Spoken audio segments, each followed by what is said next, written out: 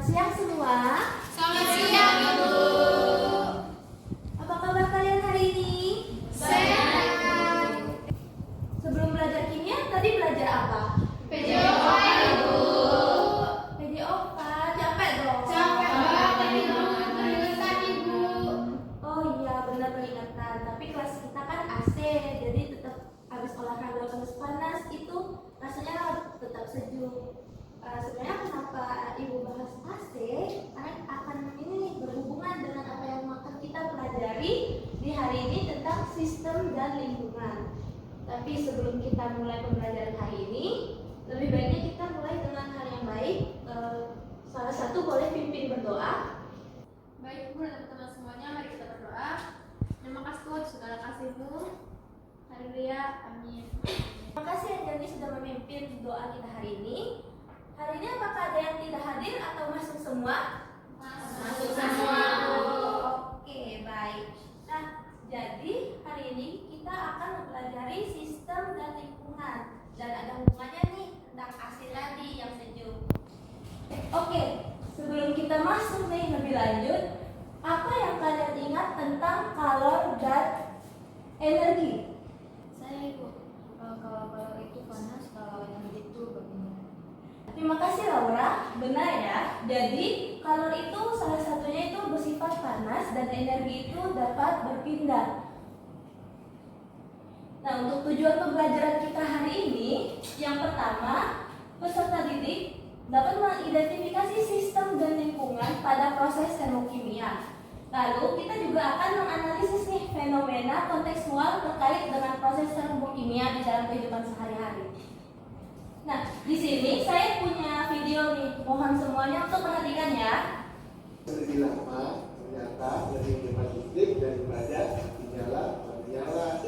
Dan biar rumah ketimpa panas atasnya mati, cuma udara yang dinding, lantai, itu ikut menyerap panas. Ketika dinyalakan lagi, masih harus bekerja lebih keras untuk membuang panas dari seluruh ruang. Itu yang bikin listrik besar. Nah, dari video yang sudah kalian tonton tadi, apa saja sih fenomena yang terjadi? Jadi yang saya lihat dari video tersebut tuh, di situ AC-nya ada yang dimatiin lalu dihidupkan ketika mau pergi keluar. Oke, silakan Sri. Baik, terima kasih. Kalau yang saya tonton tadi itu AC-nya itu dinyalain terus. Saja. Terima kasih. Nah, benar sekali ya. Jadi fenomena yang ada di video ini itu ada AC yang dinyalakan terus-menerus, ada juga yang AC yang mati hidup nih. Nah, menurut kalian itu yang mana sih yang lebih hemat listrik? Atau yang AC atau yang mati hidup? Nah, untuk menjawab pertanyaan tadi, kita bentuk kelompok ya. Satu kelompok itu ada 5 orang dan kalian boleh nih scan QR-nya untuk lembar kerja peserta didik. Jadi scan langsung bekerja sesuai kelompoknya masing-masing ya. Dan jika ditanyakan soal LKPD boleh langsung tanya ke Ibu. AC yang mati hidup sama yang nyala terus itu menurut kalian yang lebih dingin tuh yang mana? Hidup mati hidup. Yang mati hidup. Jadi gimana?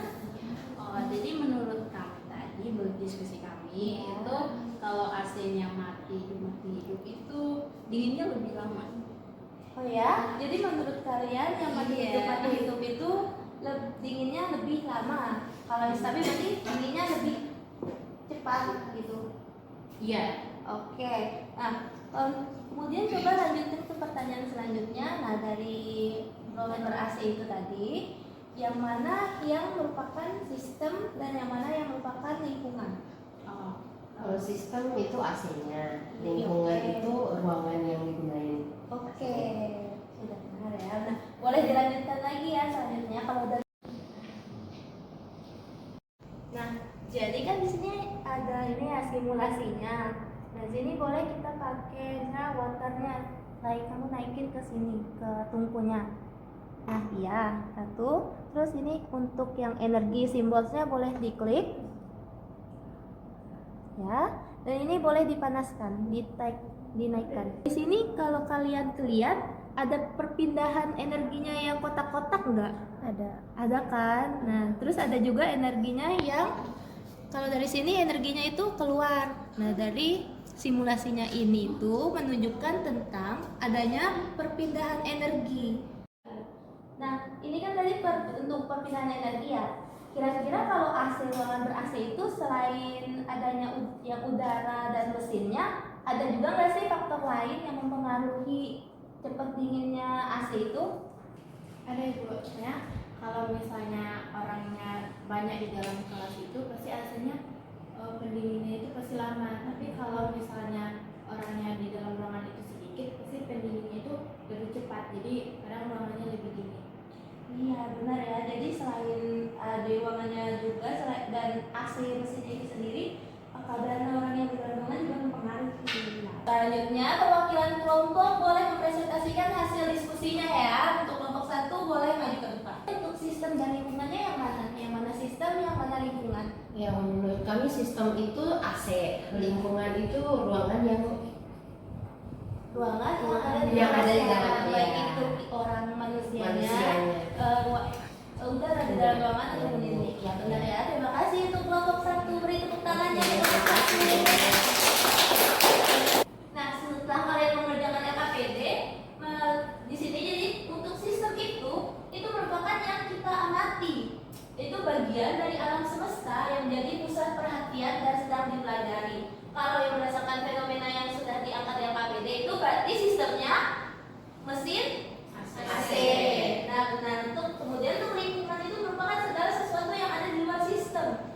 Itu yaitu dapat berinteraksi baik itu menerima atau memberi materi dengan lingkungannya. Berarti kalau lingkungannya itu yang ada di ruangan kelas ini, baik itu udara, kita sebagai manusia, dan kursi-kursi dan maupun dinding ya untuk sistemnya. Nah, mari kita review nih. Apa sih yang dimaksud dengan sistem? Sistem itu yang kita amati. Nah betul, berarti sistem itu yang kita amati. Nah terus apa sih yang dimaksud dengan lingkungan? Kalau lingkungan itu pikiran Oke, berarti sudah paham nih apa itu sistem dan lingkungan. Nah nanti juga nih apa sih berdasarkan fenomena ruangan yang ber-AC tadi yang udah kita jelasin, udah kita kerjakan juga nih di LKPD. Yang mana sih sistem dan lingkungannya? Kalau sistemnya itu AC, maka lingkungannya itu ruangan yang di luar sistem. Nah, benar ya. Jadi sistemnya itu merupakan salah satu mesin AC dan untuk lingkungannya itu semuanya yang ada di ruangan itu tersebut, maupun kita, kursi, udara, ataupun dinding. Nah, jadi apa aja yang harus kita ingat? sistemnya lingkungan itu sekitarnya. Sistem itu pilihan kita yang menentukan batasnya. Poin 2. Exos. Setelah kita mempelajari tentang sistem dan lingkungan ini, akan ada asesmen. Kalian boleh scan QR ini dan untuk dikerjakan di rumah.